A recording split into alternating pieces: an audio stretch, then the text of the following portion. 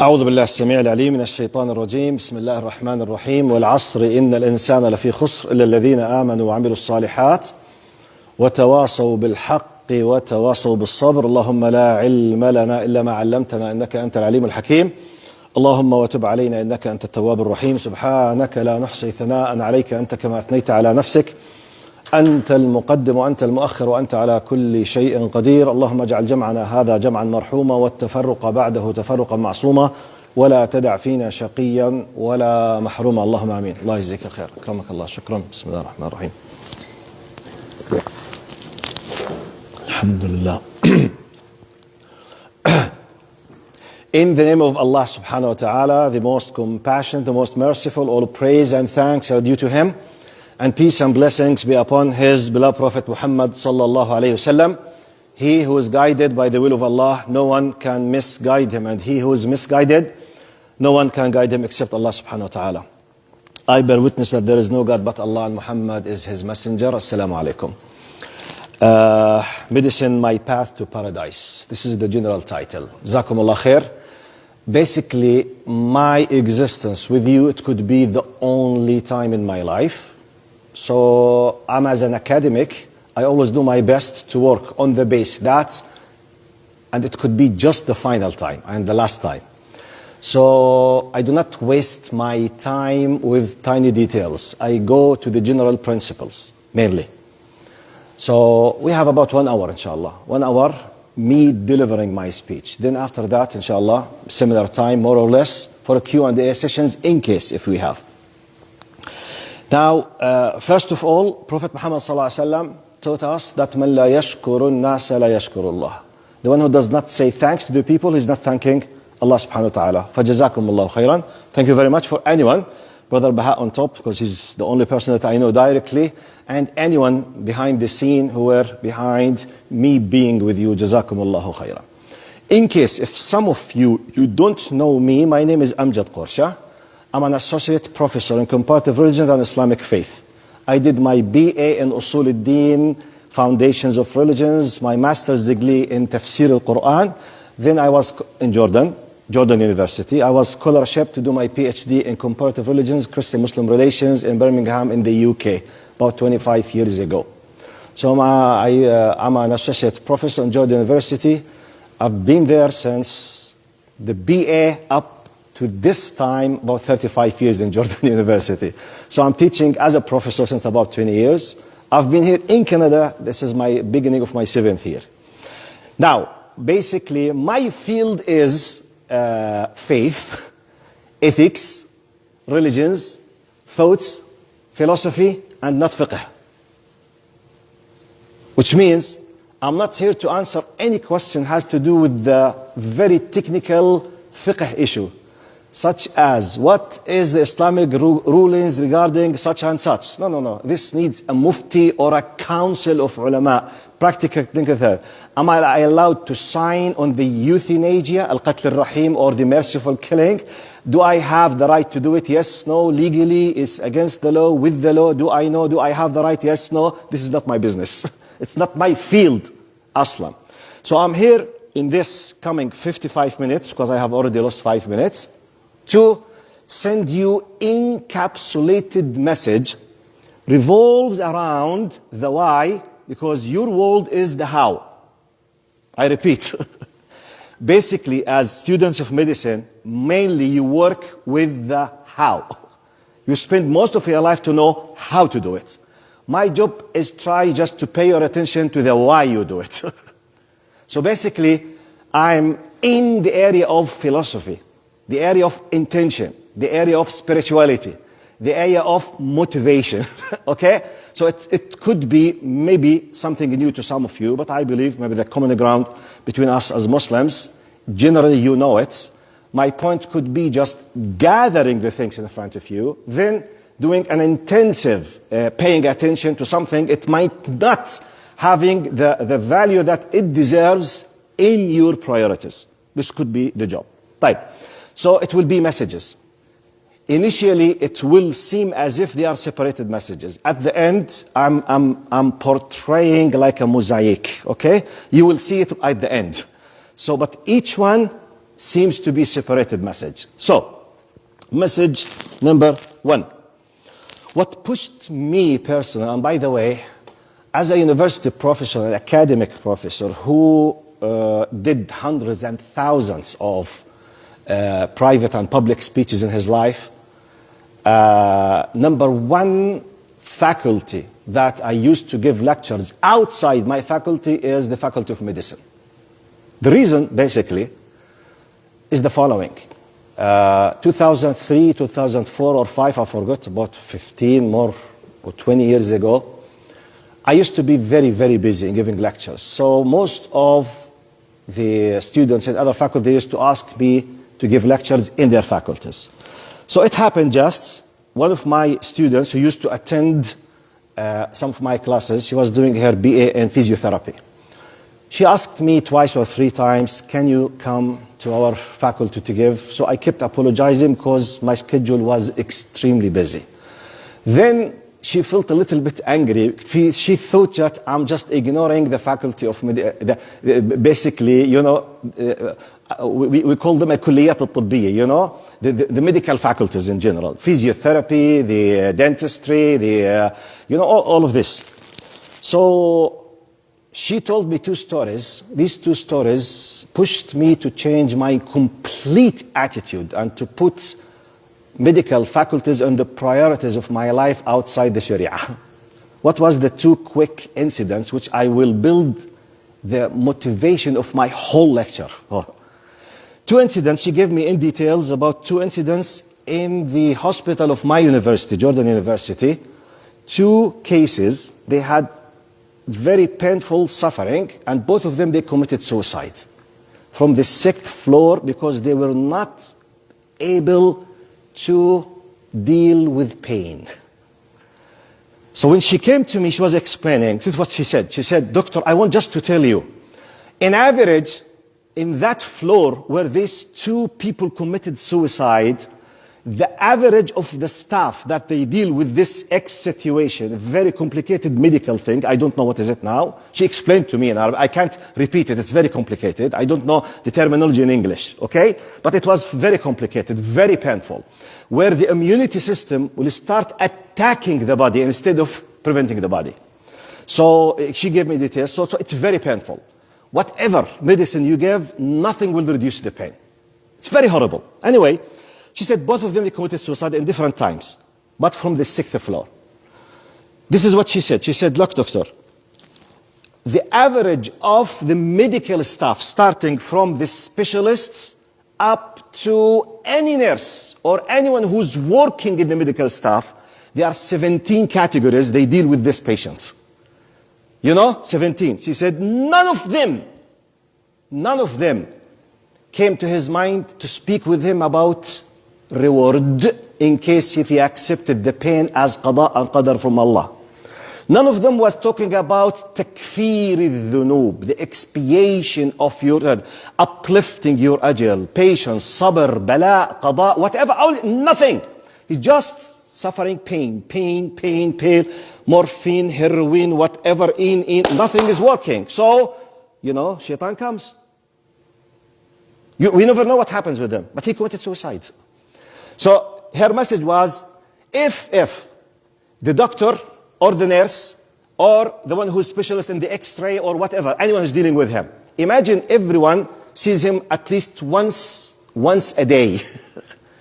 He mentioned something about reward or ajr or patience or ibtila or trial. As Muslims, okay, what could have happened?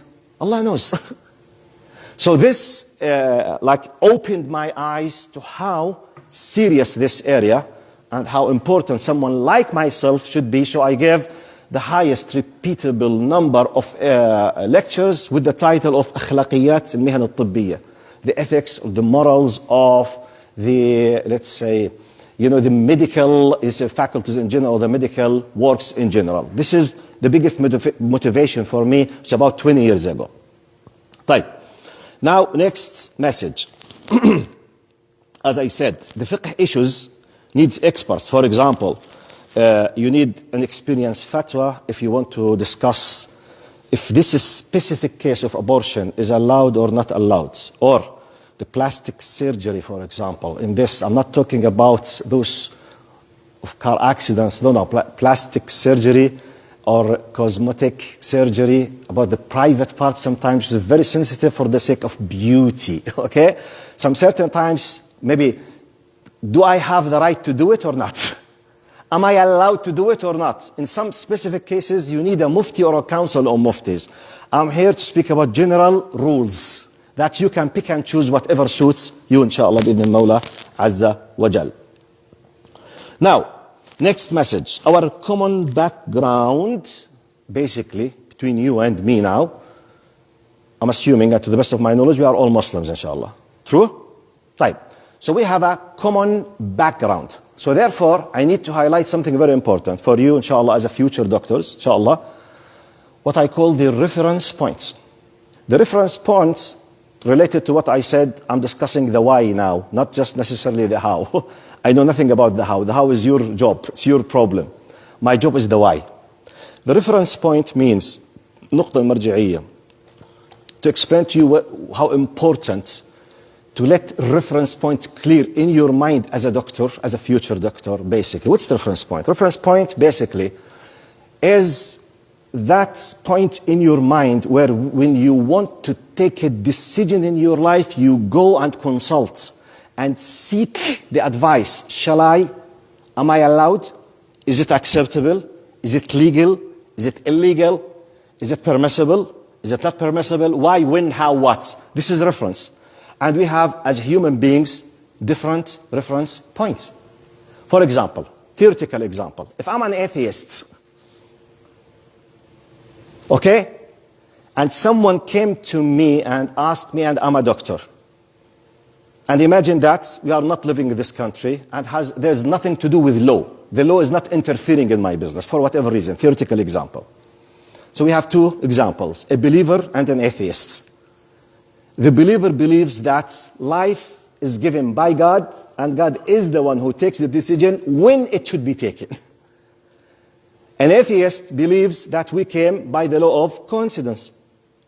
So we are a chemical scum. حثالة كيميائية. Literally, this is what they say in their books. إحنا زبالة كيميائية. Literally, this is what I say. We are a chemical scum. This is what they believe. So therefore, the decision is mine now, not necessarily Allah's or Sharia or society. It's mine. So I did my ijtihad. So I looked to the case. I said, okay, I will end your life. Don't worry, I will help you. Because of my reference point. I find no problem. If I'm a believer, it's a big problem. And I might be considered a murderer.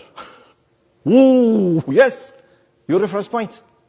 It's a big difference. So when we say reference point, type. Now I want to share with you something you already know. But what I'm doing now, by the way, I might be doing nothing more than وذكر فإن الذكرى تنفع المؤمنين. Remind, because a reminder definitely, verily, indeed does benefit the believers.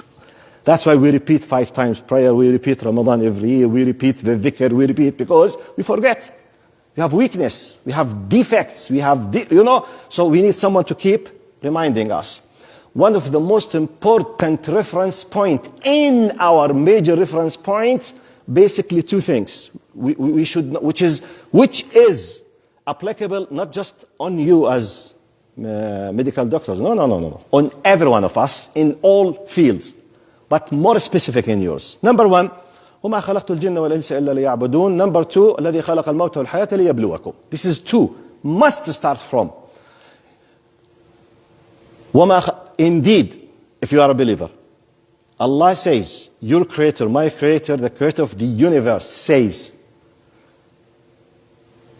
indeed, I've not created the jinn and the human being but to worship me. The meaning of worship here in Arabic language, عبد يعبد عابد عبادة, الانقياد والخضوع التام دون أدنى شرط.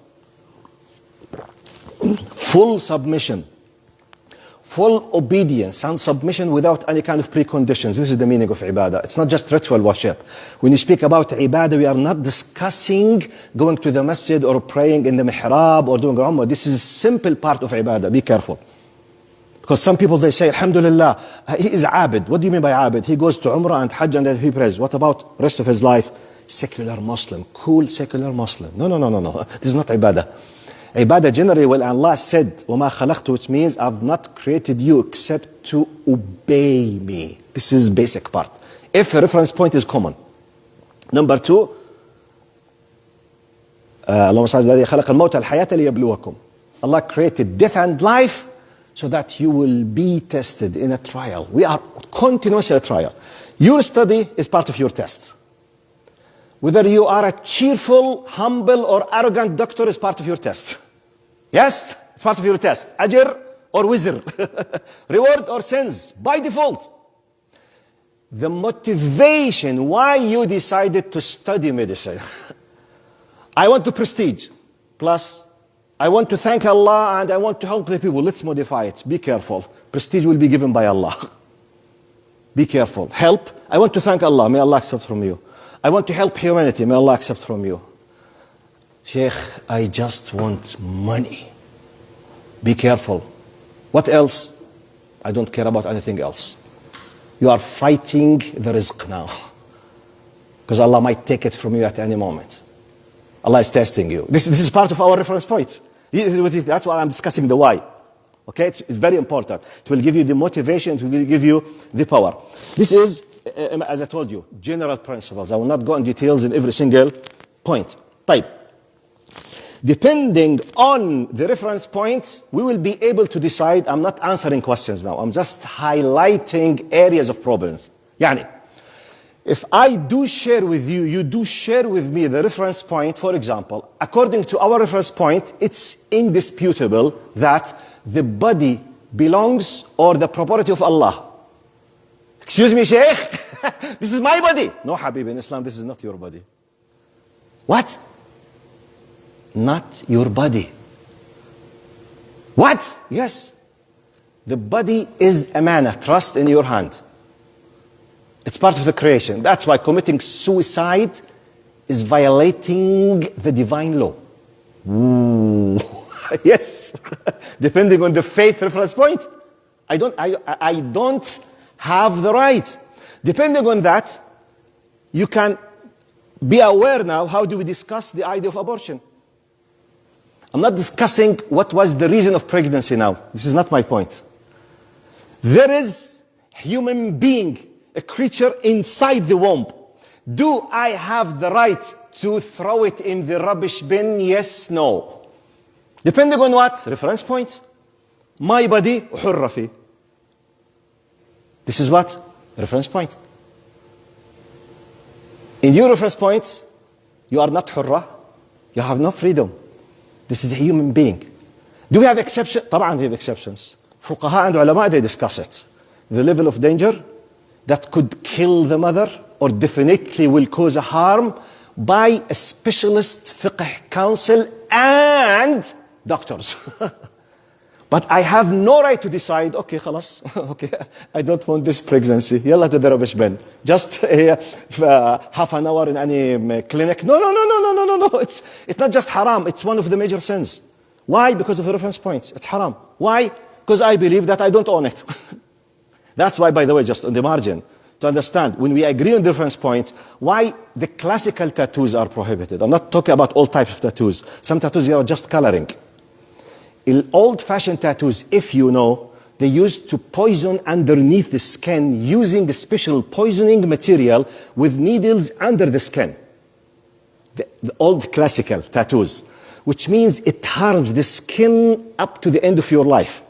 It was prohibited. Why? Because you are harming your body with unnecessary things that is valid in Sharia. Unnecessary things, valid Sharia. Yes, sometimes we have necessary things, dangerous works. Such as, you are a soldier in the army protecting your country. The enemy attacked you. You wanted to protect your honor and your country, so you lost, you were injured. Yes, this is high, valid, acceptable, you will be rewarded. But just playing any simple silly sport, I could kill myself or lose part of my organs. It's haram. What? Yes. Why I'm exposing my body to be lost, or, for example, stop working for nothing. So this is, I'm talking about the validity from reference point of view, the body now, because basically, when we speak about medical field, we are discussing what? What is the core point of medical field? Body, not the soul, the body. True or false? Basically, your life revolves around the body. So it's good to know as Muslim doctors that your body, the body of the people, in case if someone is asking you, basically is the property of Allah. We put a lot of things on that. طيب. Next message. اللهم صل على سيدنا محمد. You as medical, say, faculties, medical doctors, future medical doctors, inshallah, I want to give you some beautiful glad tidings now. Let's start with the glad tidings, good news now. There is a concept of fard al-ayn and fard al-kifaya.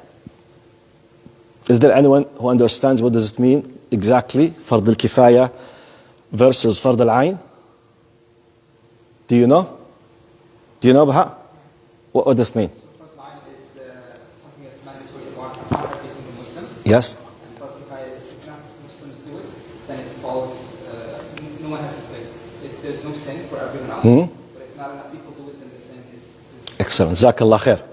The word compulsory or mandatory, basically, it has two, let's say, main areas. Al-ayn and al-kifaya. Al-ayn means there's every specific individual, like praying 5 times. It's fard ayn. Each individual of you must pray by himself, herself, on time. Inna salata kanat ala kitab mawqut. No one can compensate. No one can take it. No one can make it up instead of him. No one. If I did not do it, I'm a sinful person. No one on earth can compensate. This is fard ayn. طيب. Fard kifaya, it's a compulsory act of worship. If a group of Muslims did it, no one will be sinful. If none did it, all of them are sinful. Like for example, praying the janazah. Like doing the ghusl for the deceased body. Like medicine. Medicine is fard kifaya. The ummah must have a group of them to take care of their health. If the whole ummah did not care, all of them are sinful. So basically, you are working in an area which is fard. Fard means you are fulfilling what satisfies Allah as a compulsory act of worship. So it's not, but how it will be as such, with your niyyah, طبعا. But you need to know that it is fard kifaya. So you are not just doing anything, you are doing one of the great things. Another message. The most important, dangerous element that you must be aware of when you deal with the area of medicine, in my understanding, is the intention, the niyyah. Because this is, by the way, I as a student of Islamic knowledge, I consider the concept of niyyah is the most dangerous concept in Islam after believing in Allah. Because it decides everything else.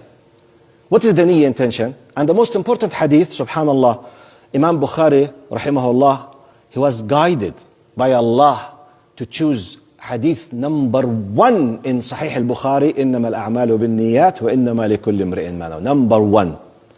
Indeed, إنما الأعمال بالنيات وإنما لكل امرئ ما نوى فمن كانت هجرته إلى الله ورسوله فهجرته إلى الله ورسوله ومن كانت هجرته لدنيا يصيبها أو امرأة يتزوجها فهجرته إلى ما هاجر إليه. What's the meaning of this hadith? Indeed, actions are only considered if the intentions are there. Which means no intention, no consideration. It's out of consideration. It's just a waste. It's nothing. Nothing. إنما الأعمال بالنيات. Indeed, actions will only be considered if the intention is there. What's next now? وإنما لكل امرئ ما نوى. Indeed, everyone will be held accountable according to his niyyah. If it's a good niyyah, rewarded. Bad niyyah, sinful. The same action. from here we start. Why I decided to be a student of medicine. So please, we need two. But what if I did not come down? No problem. At any time, I review, I modify, I fix. Because you could be wasting your life for nothing, وَالْعِيَاذُ بِاللَّهِ. And you could be one of the most people in the top of gaining the ajr. By your niyyah. Already you are doing. You are in.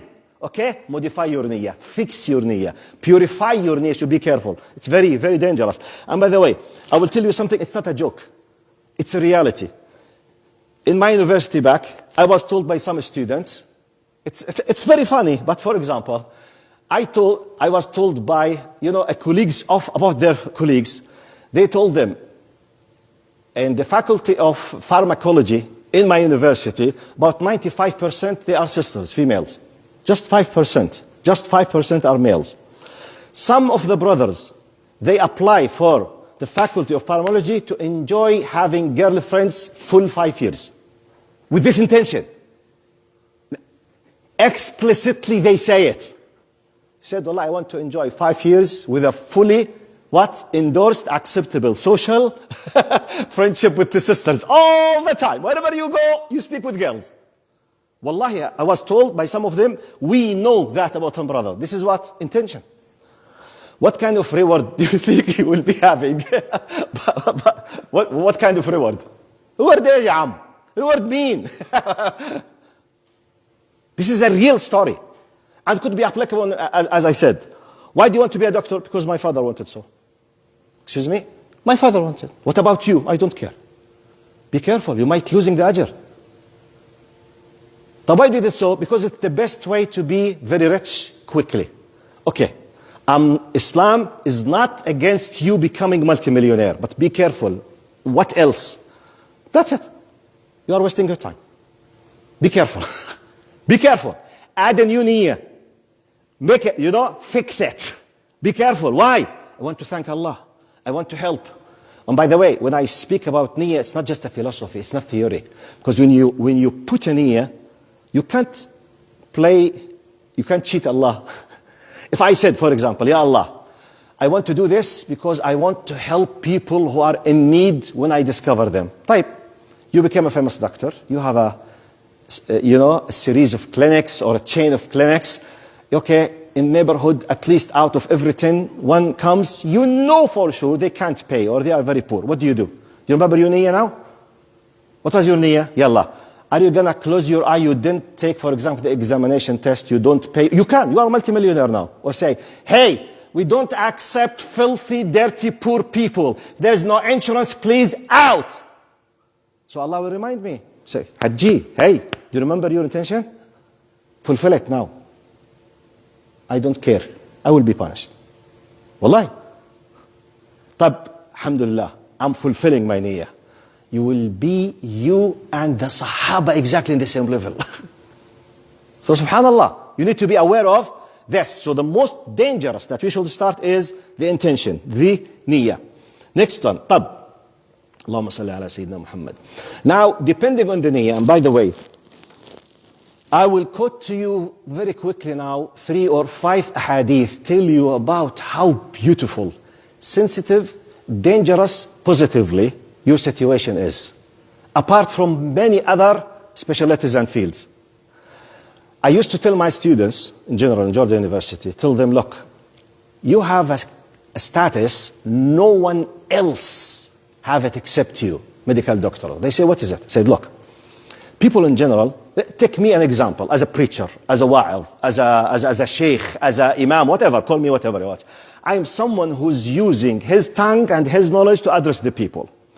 What is the possibility when me giving a khutbah in a masjid that has 1,000 person, that at least 100 of them, they don't care about listening to him? What is the possibility logically?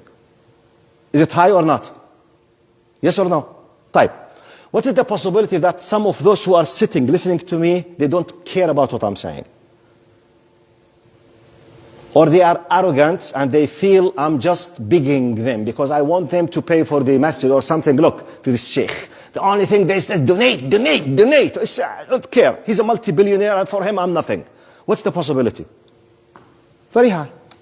What's the possibility that some people, they are in the masjid just wanting to meet each other because it's in the mid of their work and they don't care about anything I say. Always is there, always. Type. Which means, even if I have the best communication skills, and even if I have a very powerful content, yet the possibility that someone whom I'm preaching, simply they don't care about what's saying is very high. But let's come to you, doctors. Who approaches you? Sick people. Sick people means what? They have pain. They have need. When someone is in need, he's down. Multimillionaire, he's painful. Khalas. Everything is messed now in the world. He's arrogant with me, but with you, no. Doctor, Allah, please give me something. At this point, he's in the lowest level of shields. No obstacles, no arrogance, no money, no wealth, nothing. With me, maybe I'm speaking with him and there's a tribe behind him. And he looks at me down because for racism. He's white, I'm black, he's up, he's down, whatever, many reasons. No obstacles now.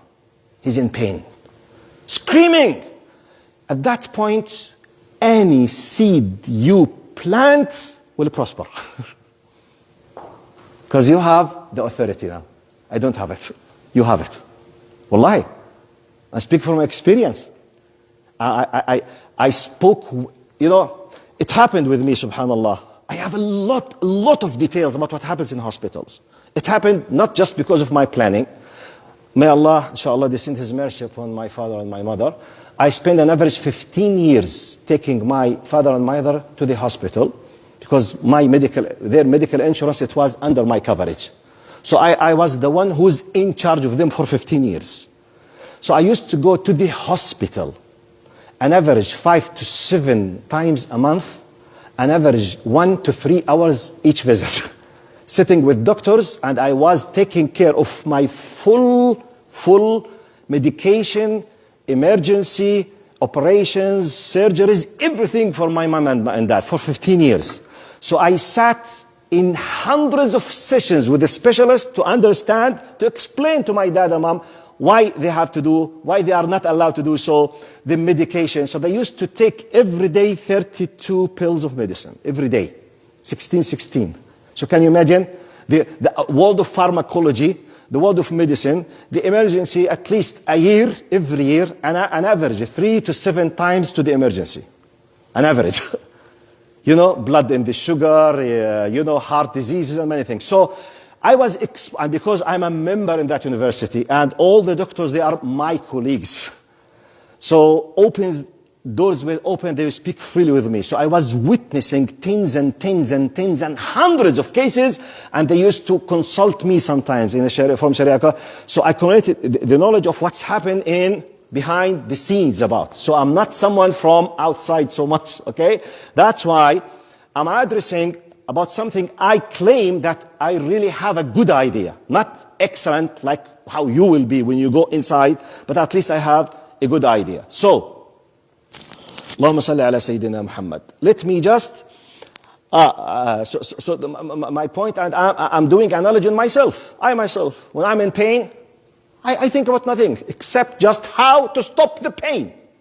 At that moment, wallahi, if my doctor was speaking not nice with me, I accept.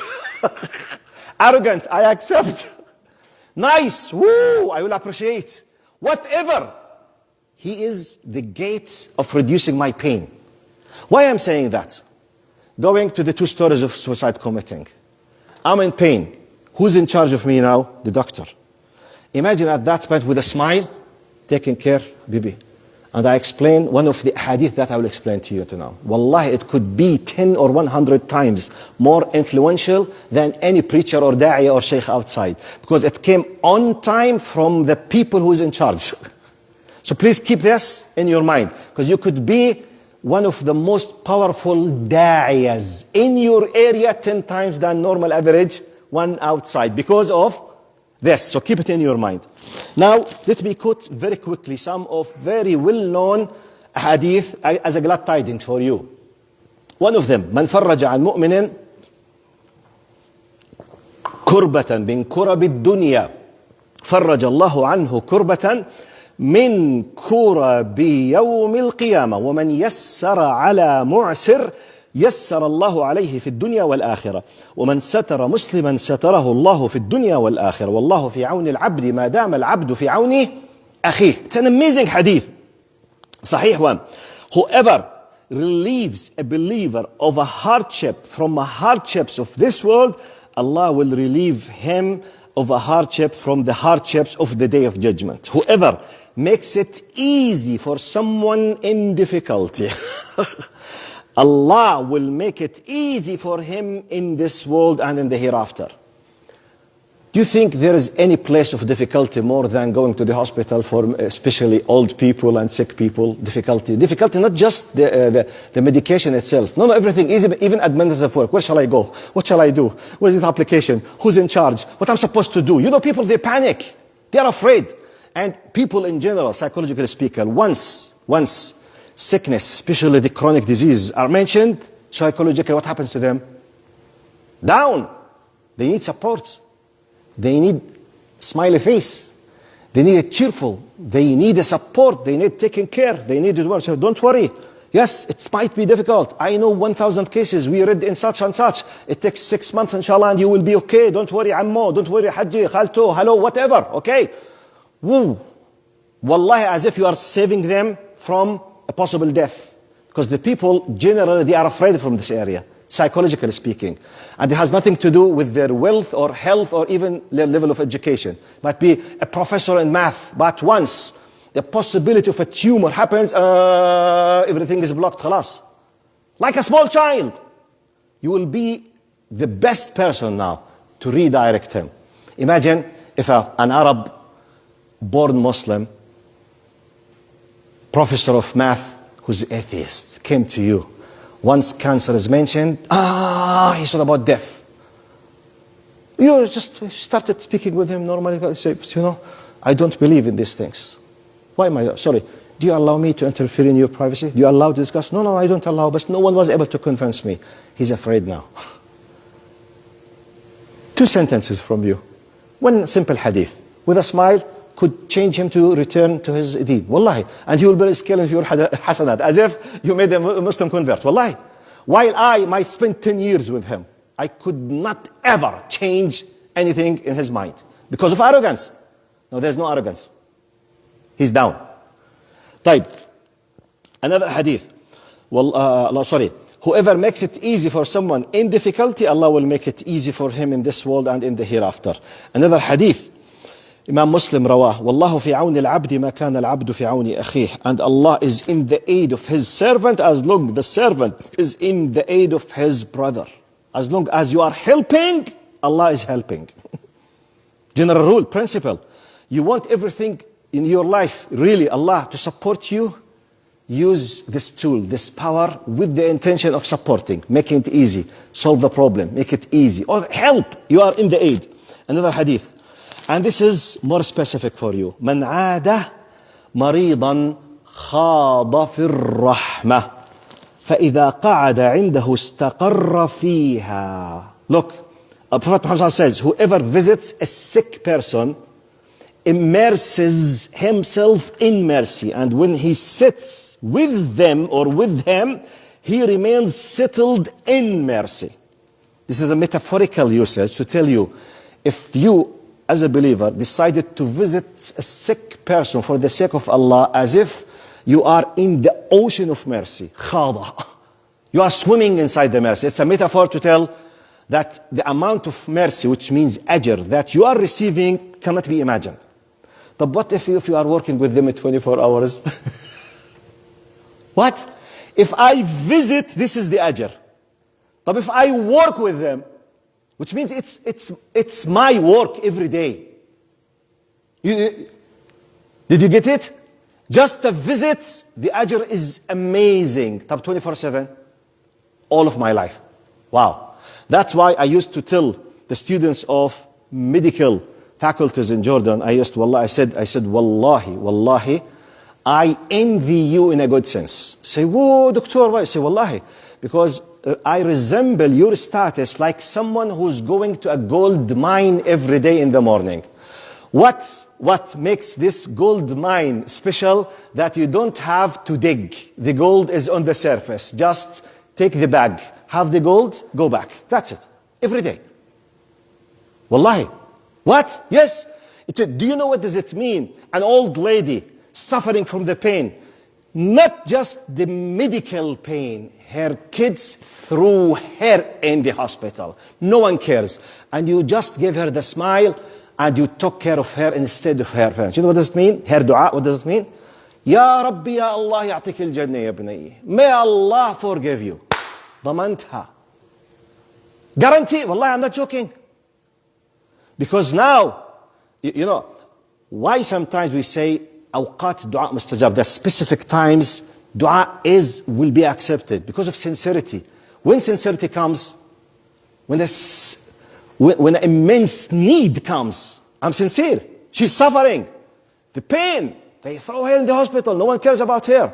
She's dying 10 times psychologically. When you, Mr. Doctor, Mrs. Doctor, you took care of her. Just كيفك يا خالته? Hello, good morning. Are you okay? ما شاء الله. وجهك مفتح. ما شاء الله. Your face, you are much more better. يا رب. يا إلهي. ودعت لك. Whatever she makes dua. Wallahi. Maybe you will guarantee the Jannah because of this. طب who can have it? Just you. طب is it difficult? It's part of your work. يعني, you are not fighting to be there. You are just there. So therefore, please appreciate the ni'mah that you are in. So be careful. That's why always don't leave your house before refreshing your niyyah. Why you are going to the faculty. Why you want to work this. Be careful. So that inshallah you will have the ajr. طيب. Quickly, I have about 10 minutes to finish, I think, صح? Can I have 10 or 15 minutes? It's okay? By the way, don't ever make it easy for a sheikh to keep talking. I can't speak talking to the fajr. Be careful. Be careful. اللهم صل على سيدنا محمد. طيب. Another message. When I was thinking, because many ideas came to my mind. I'm just picking and choosing what I think I just can share in this limited time. Part of the reference point and the niyyah, and as a Muslim doctor. Okay, we spoke about the body in terms of to whom it belongs. But let's speak about something has to do with we Muslims, which to the best of my knowledge does not exist on earth except among Muslims, alhamdulillah. You know what is it? Al-awra. Non-Arabs. If I have non-Arabs here, did you understand what I'm talking about? Non-Arabs. If Arabs, please don't answer. Do you know the word awra? What does it mean? Okay, this is a simple meaning of it. Jazakallah khair. Now, in Islam, we have a philosophy or concept of al-awra. Al-awra is a word which is used in different contexts. It could mean just the very private thing. And mainly, it's used sometimes for the very sensitive, private, sexual parts of the body. It's called al-awra al-mughallada. And al-awra, it means a certain part of the body that is not allowed to be seen except by specific people. Now, al-awra al-mughallada, the very specific private parts, just husband and wife, awra. More than that, the hijabi sisters, she's allowed to show part of her body, but not everything in her body. This is called awra just for the maharim, which is those who are not allowed to marry her, such as the father, the brother, the uncle, paternal, maternal, khal, al-am, the son. You know, this is called maharim. They are allowed to see part, but not every part of the body. Right. Now, the bedroom for the husband and wife is awra for the kids. The bathroom while someone inside is an awra for everyone else in the house. The whole house is awra for everyone outside the house. Which we have levels of what? Privacy. Now, part of the awra, this is, we use it. For example, al-bayt awra. Household is awra for everyone else, okay? Bedroom is awra, blah, blah, blah, blah, awra. Let's come to the awra which is related and specific to the body now. What is the most sensitive part of your work? Awrat. You are 24/7 dealing with awra because you have the full access to see the body, to deal with the body, to touch the body. So we have a highly specific rulings for that. Are we allowed as doctors to see everyone with the whole body naked? No. But what if I don't have the ethical system? Can I misuse my authority? Yes or no? Yani, if I'm a physiotherapist, a sister came to me, I'm a specialist, very well known, they know me. Sister came to me, she's suffering from a pain in this area. As an expert, from the quick look, I knew that I don't need except this part to be touched by my hand. Is it possible that I ask her to take off all of her clothes and she will respond to me? Is it possible that I ask her? Yes or no? Yes. And then she will submit. You say, because he's the expert, I don't know. Can I claim that to resolve the problem of this muscle, I must deal with this muscle and this muscle? Can I claim this as an expert? Can I or not? If she does not know anything, will she submit with half naked or not? Now for her, she's not sinful. She's miskina, poor. She does not know. For me, I'm a criminal. Who knows that? Allah. Medically, I'm fully covered. Legally, I'm fully covered. Ethically, Sharia point of view, I'm in the top level of criminality. Khiyanatul amana. Okay? Criminal. Looking to the awrat without any urgent need. Is it possible that I might be in need to look to awra? Yes. Emergency case, car accident, and I'm in charge. But I'm not in charge. Why I went to the room looking to the naked body? I'm doing haram. Oh, am I working with the case or not? No. Why you are there? Looking to what? I'm just giving you simple, quick examples. And it's happened, you know. Skin diseases. الولادة النسائية شو معناتها بالإنجليزي؟ ها؟ OB gynae. Okay. You know, النسائية والتوليد, the OB gynae basically. You know, it's very sensitive. As an expert, do I need all the time to see the private parts while pregnancy? No. But if I made it as if that this is the norm, I'm doing what? Treason. Khiyana. True or false? Yes. طيب, can I ask nurse females to help me doing the sonar and I come just look to the screen and I can take a decision? There is no need me even to touch her tummy. I know I'm an expert. At this stage there is no need. But if I asked to whatever, if I looked, if, I'm just giving you an example about the concept of awra. As a doctor, I have authority. I have access. I have power.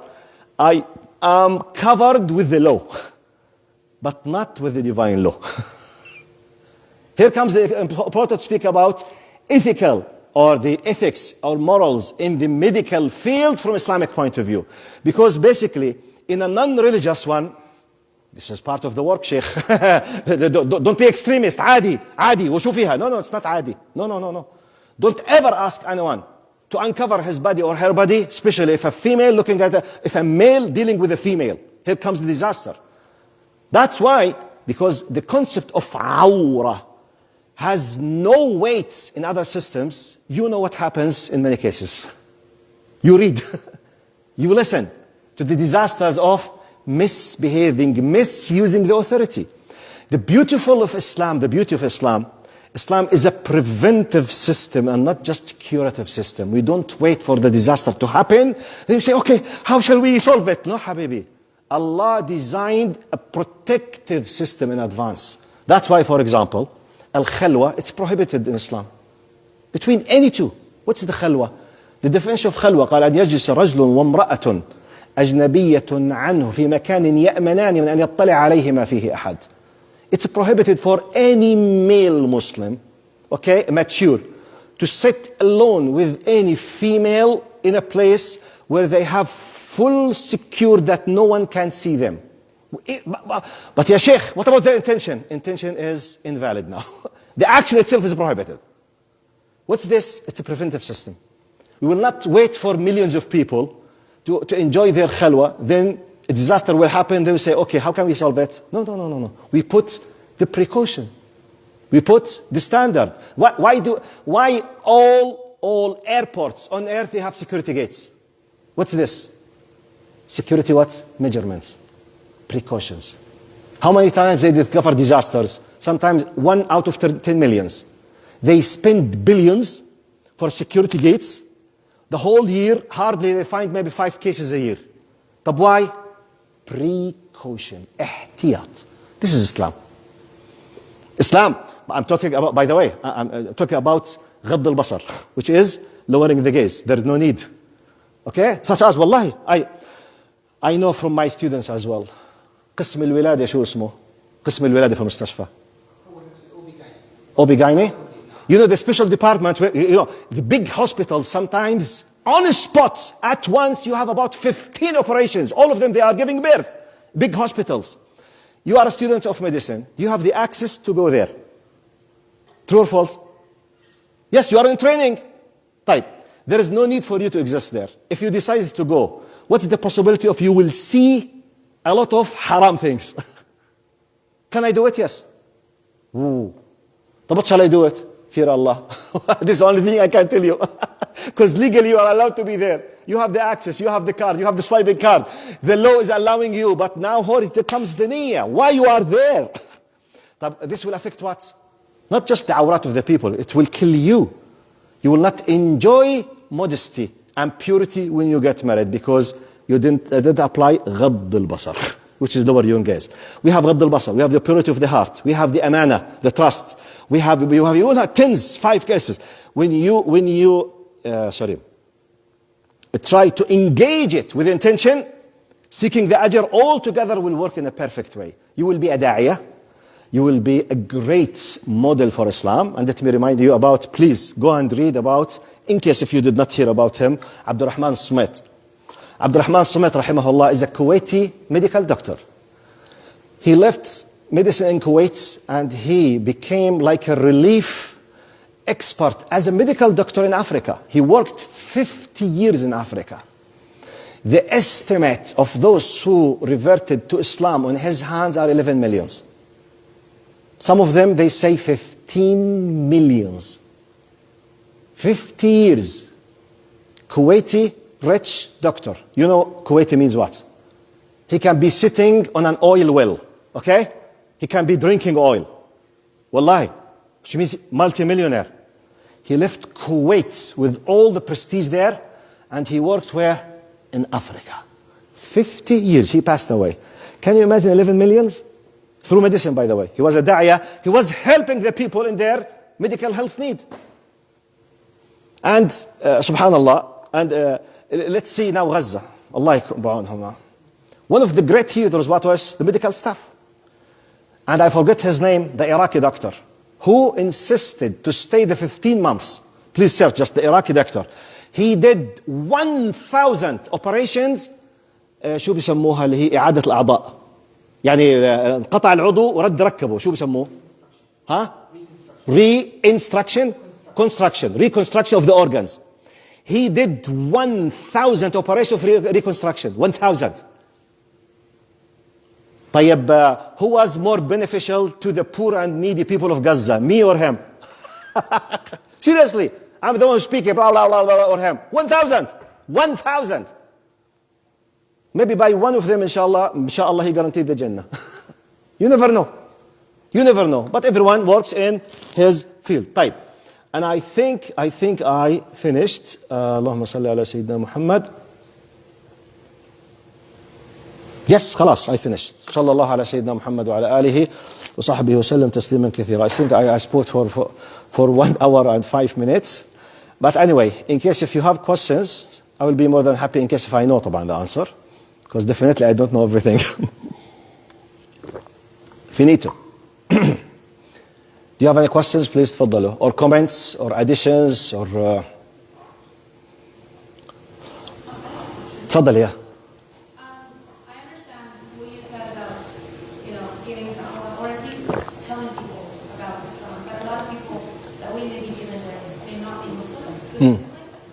So where do you draw the line between, being a good Muslim and actually getting good out of that versus taking advantage of people when they're at their lowest and drawing that ethical barrier? Because of course when somebody's sick, they're looking for answers. Yes. They're at their weakest point. So how can I do that without feeling selfish because I'm doing it for personal gain hereafter? It's a very good question, because especially when now let's distinguish between a Muslim and a non-Muslim. A Muslim, basically, it's part of your duty to help him because he's a Muslim, and he might be ignorant. So it's very common. It's not something strange. It's not taking advantage. Actually, you are serving, you are helping. Okay? A non-Muslim, I prefer simply because of the privacy and the human rights. Simply just be a role model, and that's it. That's it. I mean, there's no need to draw a line. Simply don't say anything unless if he or she asked. Now it's his right. He's seeking the knowledge. Excuse me, Dr. Qourshah, can I ask you, all the time you are smiling. How come you are facing all of these disasters, all this stress in your work, and you are smiling? It's your right to answer now. I smile because I feel happy. Do you feel happy? Is there anything on earth that makes anyone feel happy? Yes, I feel happy. Why? Because I'm a believer. Why? You believe in what? In Buddha? No, I'm not Buddhist. Do you believe in what? Are you Hindu? No, I'm not Hindu. What is this? Is it chadur? No, it's hijab. Whatever, okay? It's your right. He's asking. So, what is the problem? It's like me asking anyone about his religion. It's simple. So, yes, take in consideration the privacy of the people. Don't take any advantage unless if they ask. But the point, here comes the logical, normal, social, let's say, civilized people. Everyone is doing marketing. True or false? Okay, let's do it in another way now. You are a Muslim hijabi sister. You have a very strong pain. A doctor who does not seem to his face any kind of religious affiliation. He was extremely nice with you to the degree you start, excuse me, I don't want to interfere in your business, but may I ask, basically, what you said, okay, with all due respect, I'm an atheist. Is it his right or not? You asked him. He was very nice. So, is there a possibility that you will start loving atheism or not? Normally, as a human being, I'm speaking. I guess so. Yes. Which is a normal social case which is applicable on us, against us, with us. Everyone is doing marketing on earth now. Everyone. Everyone. Being a role model, you are doing marketing, whether you want or not. And this is not for Muslims, for anyone. You got my point? So something you can't avoid. So I prefer, I'm sorry, if you allow me to modify part of your sentence, I'm not taking advantage. I'm just dealing with the situation normally as basic reaction to his right or my right. Wallahu alam. Clear? Tamam. Jazakallah khair. Any other? Do you have something on the Zoom?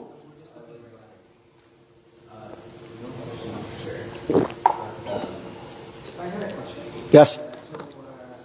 Can you speak loudly a little bit? So just whatever question I ask or the audience asks for the people on Zoom, could you repeat it? Okay. I'll repeat the question when he asked me. Salah. So my question is that when we deal with Muslim patients, it's a lot easier to kind of give them patience by saying there's a hadith, explain to them yes. that they're undergoing. How would you deal, if you have any ideas, with this problem with non-Muslim patients? Like, how would you make them have more patience? What would you say? How would you... Okay. It's a very good question, a very sensitive question. I will repeat, he's asking me. It's logically very easy to deal with a Muslim patient because it's a common ground. When you speak about ajr, he realizes what ajr means or reward. When you speak about Jannah, he's agreeing with you, common ground. But what if non-Muslims? How can I speak? Now, okay, I'm not expert in the field of medicine, but if I were you, I will deal in two different levels now. Level number one, in case if there are regulations and laws that prevent me and clearly tells me you are not allowed to, I have to abide by them, by law, respecting for the job. For example, if your hospital tells you clearly, explicitly, no discussion for religion, whatever the reason was, لا حول ولا قوة إلا بالله. Tell us that's it. I will not. Okay? Type. If there is nothing to stop me from talking about what I think, I might find a wise way that does not go against the convictions, personal convictions of the people, such as my way. It happened with me, by the way. Not in the medical, but I'm traveling a lot. I visited 30 countries on earth, 300 cities. So I traveled hundreds of times in the airplane. Always there's someone next to me, 15 hours. For whatever reason, he or she will see me doing some strange things in the plane, doing the prayer. Excuse me, what's this? We are doing so they will ask, for whatever reason. They will notice. So sometimes an open discussion. Okay, I discover that he or she the atheist, agnostic, okay, non-believer, ex-Christian, practicing, whatever. I'm asked, and sometimes, okay, I will start with a wise way. I say, I feel really in sympathy with you. I would love really, I don't know if I can help, but in my culture, in my faith, when someone faces the way that we use to seek refuge or blah, blah, blah, blah, blah. So as if this is your area, this is my area. It happened that we have this nice conversation. I am not using any advantage now to force you. You asked me, or you open the discussion. Out of respect, I will not tell you, hey, you must do. No, I'm telling you, in my culture, in my religion, in my faith, in my tradition, whatever, use the terminology you want, okay? This is how we think. Okay, thank you. Ooh, nice. That's it. I did it many times. It happened with me once. I was traveling from Dallas, Texas to Amman. It was 14 hours. There was a lady next to me. 15 hours. An American white lady. So it happened that I was on the aisle and she was, inside. So every 2 hours she had to go to the washroom. So from her point of view, she bothered me. I was not bothered. She's very normal in the airplanes. But she kept apologizing. I'm sorry. I'm not able to let you say. So, sometime word from here and there. We started some kind of discussion. Then I discovered that she was, she was an American officer in the Marines. Okay? And she was going to Germany to finish her divorce with her husband in Germany, the American base in Germany. And she has a daughter with 9 years, something like that. And she had a very, very tough relation with her husband. I'm a specialist in marital disputes and marriage, confusion and problems. It's my part of my field that I work most of the time. So, and she was expressing that she was very sad because she's going there to finish her marriage life, and she does not know because she's an officer in the army and she has a kid. She was completely confused. She does not want to do. I said, subhanallah, say, okay, 14 hours, I'm doing nothing. I opened the file of the marriage relations, women's status in Islam from my point of view. Wallahi, she kept listening maybe 7 hours. Yani maybe after an extra 2 hours she would have converted to Islam.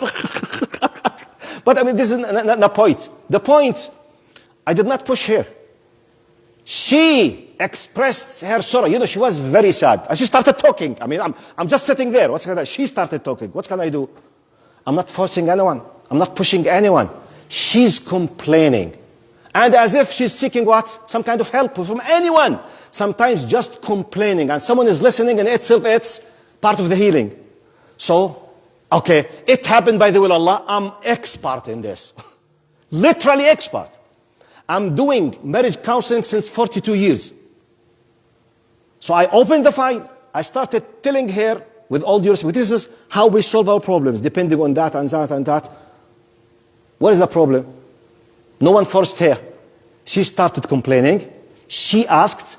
And every time I finish a piece of information, she will ask about next. So, what is the problem? No problem. I mean, if I were you, this is what I'll do. Wallahu alam. We have a question in the chat. Yes. I'll just read it out. Allah, for this wonderful talk. I'm wondering, in this new age where spirituality and harnessing the energy of the universe is quite popular, what are your thoughts on speaking to the general concept of acceptance and faith without explicitly mentioning Islam? Is that doing a disservice or minimizing our faith? Is this okay? Or do you recommend being more explicit when Can you rephrase it? Because I missed some of the words. Just explain it to me in your language, in your words. Essentially, I think she's asking, when giving da'wah, you have to mention the specifics of Islam, or can we talk about the acceptance in a general concept, like the general concepts of the religion, without specifically mentioning? Brother, I have to be academic now. Every case has its own, let's say, rulings. You can't generalize. It depends on the context. If someone is welcoming, if he or she started the discussion, if they showed some interest knowing about me, why and how and when, then I will open. If for whatever reason we were there just because the circumstances pushed us to be there, he or she is not so interested, okay, I will just speak with the very general, very general. So, there is no one answer. The idea.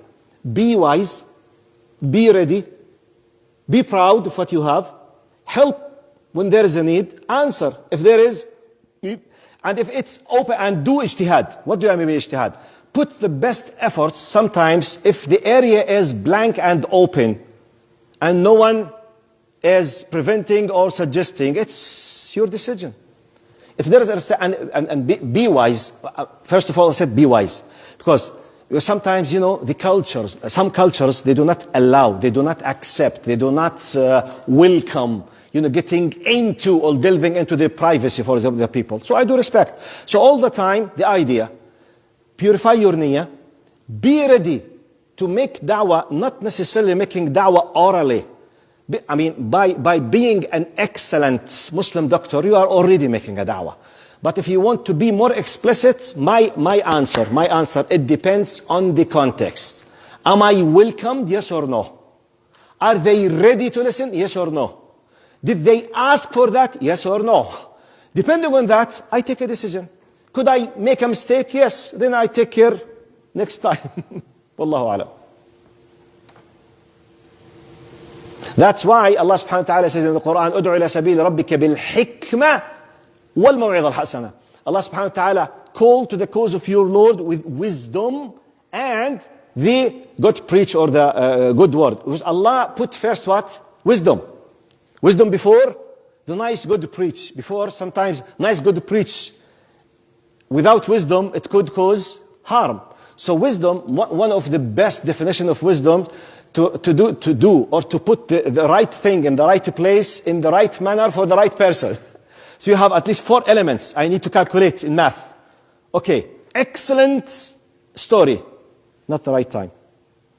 Excellent story, right time, but not the right person. Like, just on the margin. I remember once it happened in Amman in Jordan. A female preacher, Jazakallah khair, she was trying to make like a da'wah in a condolence session, Bayt Aza, yani, for a woman who lost her very, very young child, maybe 5 or 4 years. She was speaking about Adab al-Qabr. La hawla wa la quwwata illa billah. Can you imagine that? The deceased is a child. Accountability is not there. So what was the discussion? About the punishment of the grave. Now, how far from wisdom this is? I mean, should we talk about glad tidings, patience, accepting the qada of Allah subhanahu wa ta'ala? You know, these meanings to encourage, because basically we are gathered for this sister because she lost her kid. About patience and something, not adab al-qabr. So this is part of, would we say, wisdom, Allahu alam. خلاص? Finished? Jazakum Allah khair. طبعا, brothers and sisters, those who are watching me on the, on the Zoom, I'm sorry that I was not able just to directly to speak with you, but I hope that you were able to receive the message. Jazakum Allah khair, barakallah fikum. Jazakum Allah khair, all of you, for this invitation again. Barakallah fikum, inshallah. Assalamu alaikum wa rahmatullahi wa barakatuh. Jazakallah.